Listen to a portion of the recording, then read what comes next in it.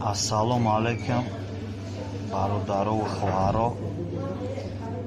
Мо дар бисёр паём омад нисбати ҳаму Мадина Басаева ягон гап бугӯ. Гӯё ки акӣ ма ягон судяем ба гуфтаи мау ислоҳ мешавад ё ай кори кардагиш пушаймон мешавад. ӯ ҳама мақсадша гуфт дар видеои диюмаш.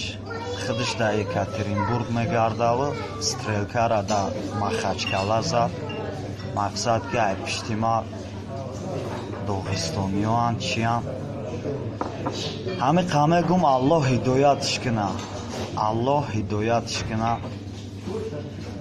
Як чи дига ки адабгоҳи муҳаббат нозу шӯхӣ бар намедорад.